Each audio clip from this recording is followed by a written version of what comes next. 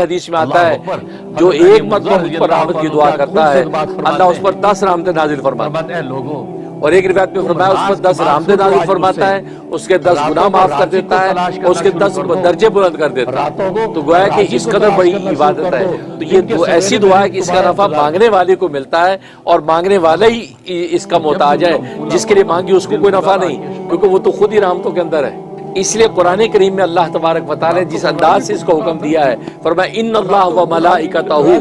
بے شک اللہ اور اس کے فرشتے یصلون علی النبی، یہ جو ہے وہ صلات بھیجتے ہیں اپنے نبی پر، یا ایھا الذین آمنوا، اے ایمان والو، صلو علیہ وسلموا تسلیما، تم بھی صلات بھیجو اپنے نبی پر اور سلام بھی۔ تو اس انداز سے اللہ نے کسی عبادت کو حکم نہیں دیا سوائے صلاۃ و سلام کے، کہ پہلے اپنا ذکر کیا میں بھی صلات بھیجتا ہوں، فرشتے بھی صلات بھیجتے ہیں نبی پہ، ایمان والو تم بھی صلات بھیجو۔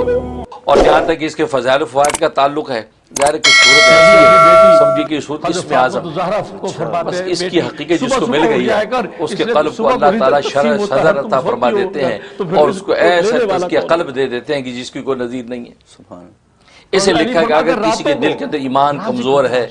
یا شکوک و شبہات ہے، تشکیک پیدا ہو جاتی کسی مشکک کے ڈالنے سے، اور وہ اسلام یا عقیدے کے بارے میں ڈاما ڈول ہو جانے لگتا ہے، تو فرمایا کہ اس صورت کو کم از کم روزانہ 101 دفعہ ورد کیا کرے،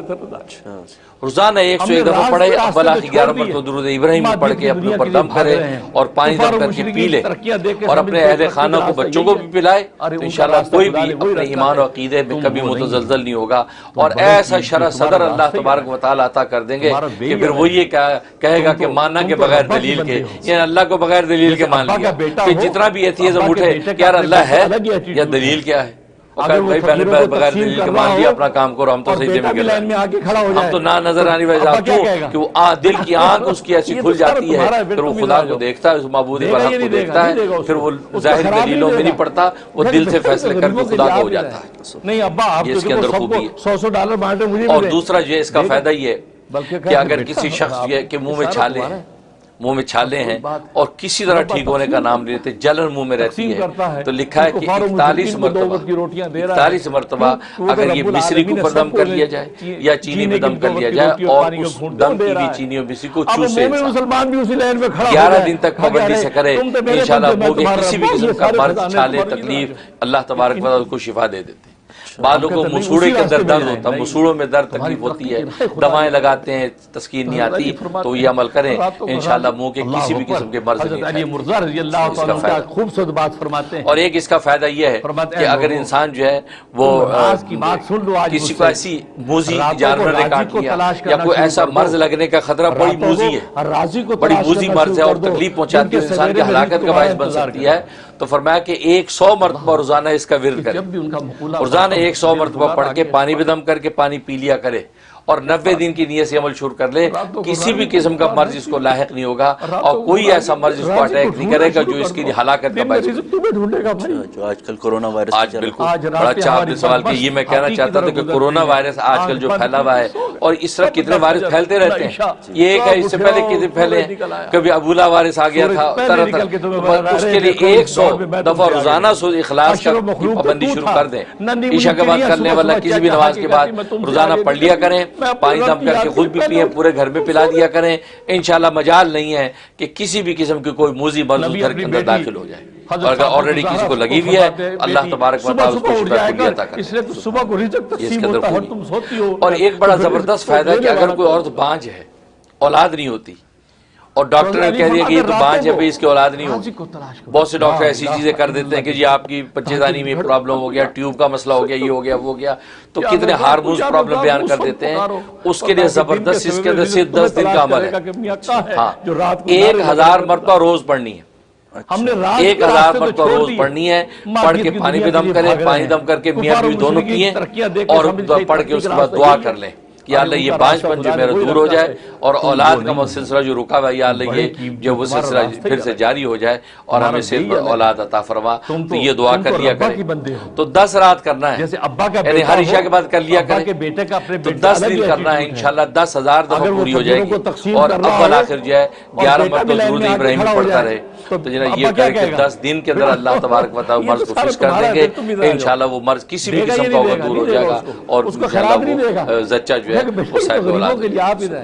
نہیں ابا آپ تو دیکھو سب کو $100 بانٹے مجھے بھی دیں. اور ایک فائدہ اس کا یہ ہے کہ انسان جو ہے وہ کوئی حاجت ہے کوئی ضرورت ایسی پیش آ گئی ہے جو پوری نہیں ہو پا رہی اور انسان تنگ آ گیا ہے, تو اس کے لیے قل هو اللہ ظاہر ہے کہ اس میں خالص اللہ تبارک و تعالیٰ کی پکار ہے. یہ قل هو اللہ جو ہے روزانہ 71 ٹائم پڑھیں, 71 مرتبہ کسی بھی نماز کے بعد پڑھیں. اول آخر 11 مسلمان بھی اسی لائن میں کھڑا ہو جائے حاجت بات کریں اور 71 دن ہی عمل کرنا. 71 دن ہی عمل کرنا انشاءاللہ زبردست اس کے اندر تاثیر ہے. اللہ تبارک و تعالیٰ غیب سے اس کے لیے فیصلے فرما دیں گے راحت و کامیابی کی. اور ایک فائدہ قیدی کے لیے, اگر کسی کا کوئی بے گناہ قیدی گرفتار ہوا یا خود قیدی قید کے اندر وہ پڑھنا چاہتا ہے تو روزانہ 1000 مرتبہ اس کا ورد کرے. اول آخر 11 مرتبہ مشرق کے ساتھ انشاءاللہ اللہ تبارک و تعالی ایسے حالات بنا دیں گے کہ قیدی باعث بری ہو جائے, باعث بری ہو جائے. بس یہ اگر واقعی گناہگار مجرم ہے تو سچی توبہ اللہ سے کرے, سچی توبہ کرے اور یہ کرتا رہے. اللہ تبارک و تعالی کے ہاں جب توبہ قبول ہو گئی تو دنیا میں اللہ اس کی رہائی کے اسباب پیدا کر دیں گے اور پھر نکل کے پھر خدا کا بندہ بن کے رہے. یہ اس کے فوائد ہیں اور بڑے بے نظیر فوائد. اور جہاں تک خواب میں تعبیر کا تعلق ہے تو ایک اس کی تعبیر یہ ہے کہ اللہ تبارک و تعالی اس کو جو ہے وہ ایمان کامل عطا کریں گے اور توحید کا اعلیٰ مقام عطا کریں گے, لیکن اس کی اولاد نہیں ہوگی. اولاد لم یلد ولم یولد والی جو شان ہے اس کا غلبہ ہو جائے گا, اس کا اولاد نہیں ہوگی. لیکن اس کو جو ہے اللہ تبارک و تعالی توحید کا اعلیٰ مقام عطا کریں گے اور شاندار نبی اپنی بیٹی حضرت فاطمہ الزہرا کو فرماتے ہیں بیٹی اور دوسری تعبیر ہے کہ اللہ تبارک و تعالی اس کو جو دنیا کے امور کے اندر ہر موڑ میں کامیابی عطا کریں گے اور آخرت میں اللہ تبارک و تعالی اس کو باعزت جنت میں داخل کریں گے. علی فرماتے ہیں راتوں کو. اور ایک مطلب یہ ہے کہ یہ ایمان و توحید کے بارے میں شکوک و شبہات کا شکار ہوگا, لیکن اللہ تبارک و تعالی اس صورت کی برکت سے اس کو محفوظ کر لیں گے اور مرنے سے پہلے انشاءاللہ